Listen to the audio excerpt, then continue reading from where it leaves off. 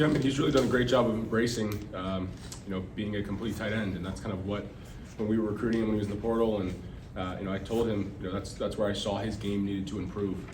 He's obviously a massive individual, massive human being, yet he wasn't. There was still improvement to be made, and there still is, obviously, for anyone, coaches, players, but he's embraced that, and had the awareness to know, hey, I can be this dominant, blocking tight end. And I think he's done a great job embracing the coaching and working his tail off, and I think you guys are starting to see that kind of come to fruition. It means the world. Obviously he's someone who's been instrumental in my life, and not only as a player, but then when I made the transition to a coach, and owe really everything I have in this profession to him and his trust and the guidance he's given me, and it's really easy for myself, and I imagine for the rest of the staff, to come in and kind of just observe him and how he coaches the guys, how he interacts with the guys, and how he leads the program. So he's done really everything for me in my career, and just try to come in and repay that every single day through hard work.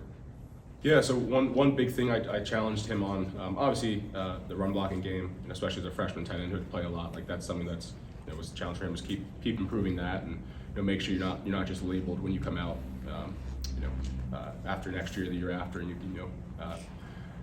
and also just for our own success, that you're not just the pass catching tight end.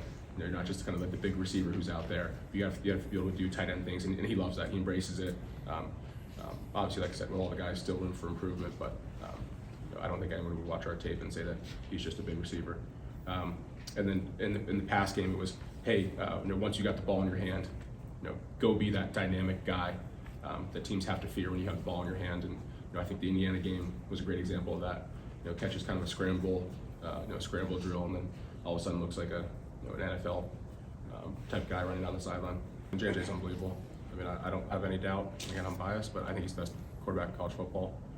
Coach said the other day he's got a chance to be the best quarterback to ever come through here, and I think he deserves all of that. It's because of how he prepares, and obviously he's incredibly talented, as you guys all see. But when he's in the building, as much as any player, and he's truly dedicated. He's just a selfless guy.